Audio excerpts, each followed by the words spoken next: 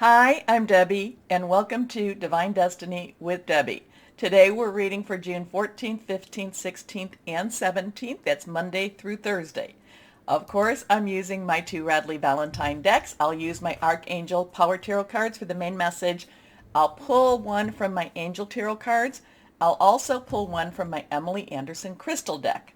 Now I'm going to, for the intro, pull a couple from my Waite Rider traditional tarot decks. Now, I have prayed, meditated, and infused all the decks with Reiki energy, but remember, this is a general reading. It may or may not resonate. Take what you like, leave the rest. Okay? Now, I am an intuitive channeler. I open myself up to higher power. My job just deliver the message. Try not to get too much in the way of it. Anything that is put down, if it is reversed, I feel that that has a stronger energy. So just be aware of that. It may resonate a little bit more for you. One thing I do want to talk about, though, is on the 15th. The 15th, we have actually, this is going to be the second time this year that Saturn will square with Uranus. Now, the major changes, though, is that Saturn is now retrograde. So expect something, maybe some news, some announcements, some changes. Squares generally mean, to me, that it's kind of, they're a little bit, not, sometimes they can be working together, but many times it's working opposite of each other. And it's kind of like that conflict possibly of like siblings, and then just kind of, brother against brother, sister against sister. So there could be something going on like that. I feel that that could be in our personal relationships. It could also be something in the bigger, scheme of things. So that's going to be on the 15th.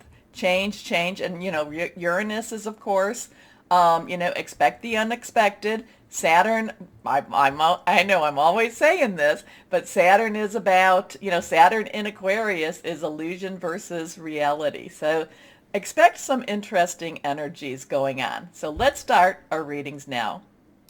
Oops, forgot to pull a couple of these cards. So let's see what we have going on.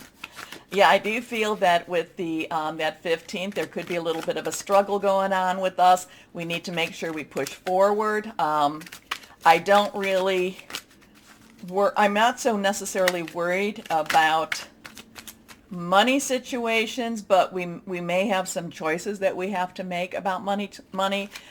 We will be very creative. There will be some creative solutions. So let's see what we have here. Let's see what we have here going on. And we'll take 3, 1, 2, and 3.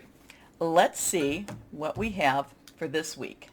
General, this could be very personal. This could be overview. First card. Okay, so this is a 7 of Swords. Sevens have that divine umbrella. Sevens have, is a divine number. It's one of those numbers or it's one of those universal type of energies of something watching over you that's greater than what you normally have, or greater than your internal being. Let's put it this way. Swords is your Gemini, which we're in Gemini. Mercury is also retrograde in Gemini. It's also Libra. It's also Aries energy. It's air energy. Remember the swords. The swords cut through the air. The swords cut through the air and helps you to see things the way they're supposed to be. Or it helps you to see things clearer. Remember Saturn and Aquarius. Yeah, we talked about that all the time. But, this is one of those times that's like, am I really being trapped by my old thoughts? Do I have some new thoughts? In this one, you can see this person looks like she is, and it is a female, but it doesn't matter. It could be male or female. She looks like she's trapped. She looks like she's, basically in some sort of a prison. It's not a prison with the walls, but the swords are placed around her to just kind of give a threatening. But if you really look at her, a lot of this is in her head. A lot of this is, somebody bound her up. Somebody did do what they did. But there's options to escape. There's ways out of this situation. So a lot of this is being in your head too much. a lot of this is not necessarily, again, Saturn Aquarius, not necessarily seeing, or not necessarily distinguishing reality from truth. Okay? So there could be something happening, especially around that 15th, that, kind of, takes off or makes that blindfold slip a little bit, that loosens some of the binds, some of the bounds, the ropes, the ties that bind you, okay? Or binds us. Next card. Okay, so now this is the Nine of Swords. Nines have a completion to it. Nine of Swords is, that stinking thinking, is worrying about something that maybe you don't have maybe you don't have any real control over. Okay, this is those types of thoughts that keep you up at night. That's the ones that wake you up at certain hours of the night. So again, this is that type of energy, and again, I can see on that 15th that happening. People worrying about things, again, that you don't necessarily have the control over. So my thing is, take a chill pill, not really a pill. I don't recommend that. But basically meditate, connect with your higher power, guardian angel, spirit guide, voice of the universe, your divine, whoever that is, the source, to help bring you to a more balanced energy. Okay? So a lot of this is, you might feel trapped. There are ways to get out of it. But part of this trap is, part of this is you looking at the situation a little bit, maybe taking a couple of steps back to look at it from that global side, a little bit higher side, and at the same time, the energies can be such that they make us, worry, stress us out, kind of, again, that illusion versus reality. So let's see what we have here. The last card is the King of Cups. Okay, so Cups energy is water. It is our Cancer, Pisces, Scorpio, fluid, emotional, the King. Now the court cards all have an underlying energy, and the King's underlying energy is, is air energy, is the Swords energy. It's that, making plans, hearing news, seeing things, thinking things through, strategic type of thinking. So there is a lot of thinking going on. There is a lot of headspace going on with this. But the King of Cups has actually emerged the victor. The King of Cups has balanced the emotion with the intellect. Has kind of said, okay, yeah, this is what, maybe my thoughts, I see these things going on in the world, and my thoughts might be really overwhelming, but emotionally, the King of Cups comes out the victor, okay? The King of Cups has gone through every emotional situation you can think of and has become a fuller person, has become an integrated person, and actually comes out of it in a better place than they were before, okay?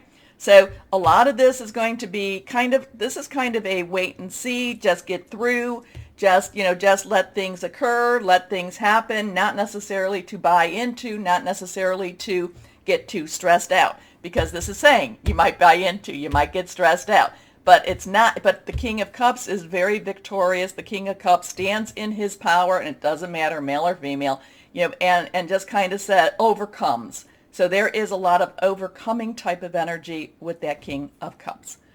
Okay, so now let's start with our readings. Hello, my Aries. How are you? Well, let's see what we have going on for you for this week. Let's see. Okay, oops. Queen of Raphael popping. It's going to be an emotional week for you. It's going to be a committed week for you. Queen's underlying energy is water. Raphael is water, fluid, emotional. It is Cancer, Pisces, Scorpio. Oh, we got another card. Oh, got a couple more cards going out. So it's going to be one of those weeks for you that's just really, you are just all in. And it's maybe one that you don't necessarily have the objectivity that you might possibly need this week. So I'm going to say, my Aries, try to pull back a little on the emotional and try to really think things through a little bit more so. Now, it could have something to do with your work, your job, your career. It could have something to do with your home also. Okay, so let's take a look at these. So like I said, the Queens, this is water, very emotional, very emotionally committed. There could be some changes in your work because I'm seeing that, that 8 of Ariel, there could be opportunities coming to you. It could get you very excited and something that you really want to go after also. Okay, but I do feel that the emotions are going to be a little bit stronger, so than necessarily the objectivity. Here we go. So the Queen of Raphael is kind, understanding, giving, and psychic. Follow your heart, a love of home and family, trustworthy psychic information. So this is telling you to follow your heart. That does pop at me a little bit more, so especially since this is at the 8 of Ariel. 8s have unlimited opportunities. Ariel is your earth energy. It's your Virgo, your Capricorn, your Taurus. It is very much getting work done.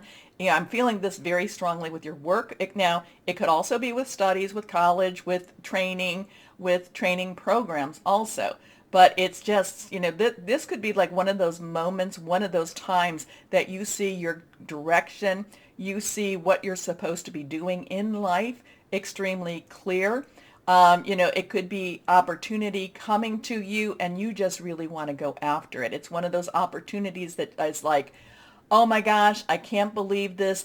Maybe this was something that you wanted when you were younger, maybe a couple of years ago even, and then now it presents itself to you and you're just very, let's go for this. Now, the thing again, I'm going to caution you to make sure that you try to stay balanced. You try to have some, between the emotions and this is really, really what I want.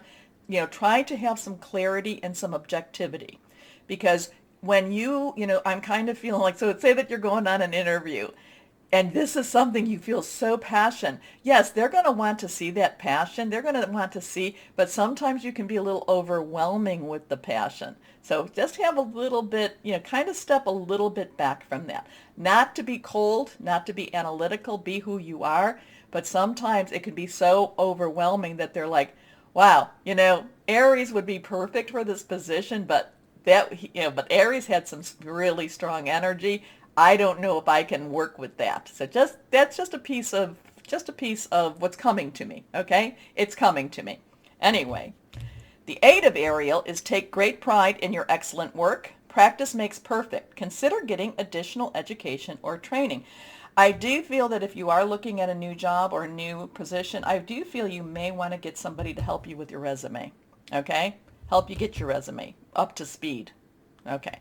Your last card here, a reverse. This one's the 2 of Ariel. Now again, Ariel, earth energy. 2s have some choices, has some, do I go this way? Do I go that way? Some decision making with this too. But the 2 of Ariel is also about keeping some balance. It's about, again, and this is kind of what I was talking about here. You want to make sure that you keep focused on this is what the work is. But again, you don't want to overwhelm them with your eagerness or your energy. Can you do the job? If this is about a job, definitely, my Aries. Is this something that's been needing to come to you? Definitely, my Aries. I'm just going to say, just make sure that you don't overwhelm whoever it might be if they're interviewing you. They're going to like your eagerness. So kind of have a little bit, again, balance. This is all about balance. Anyway, it's important to have balance, working multiple jobs or projects at once, making work fun. So this is actually things snapping for you, things happening for you, things, something that you've been really wanting coming to you, okay? Just, take some breaths, take a few moments before, or take a moment at least before answering questions about jumping in. But I don't want you to be too laid back that they're like, oh, it doesn't seem to, it's again, it's a fine line. It's a fine balance. Here we go. Next card. 6 of Air. Air energy is our Gemini, our Libra, our Aquarius. Thought processes, making plans, hearing news. 6 is about, is the number of man. So you actually have an 8, 2, 6. So 8 minus 2 is 6. There might be something with those numbers there. But this is about moving from one situation into another and moving from a situation that might not necessarily have been the best, or it might have been an okay situation, but moving into a better situation. So things look like they're moving for you again. It's something, an opportunity is coming for you. You should be hearing about the opportunity this week. Again, the balance is what is one of the main messages that keeps coming to me. Anyway, things are looking up. The end of a difficult situation, taking a trip. Okay, let's see what crystal or energy we have for my Aries. Here we go. Yeah, so 82826. You may want to put that in a browser with angel numbers and see what that might mean for you. Here we go. Blue calcite. It's somewhere in there. Anyway, soothing, inner peace, universal perspective, strong memory. I think that this would be good for the soothing and the inner peace because, like I said, my Aries, you can be, oh, yes, yes, yes. So, so excited. And so this is the way oh, yes, I see it. You can be a little overwhelming. But now, once we get the balance, this is something you've been waiting for. This is something you've been wanting. This is do not hesitate to go for it. Okay? All I get, but I just keep balanced. Okay. My Aries, remember the button. Please like, share, subscribe. It helps. It really does. As always, my Aries, know that you are loved, stay shining, and be blessed. Bye-bye.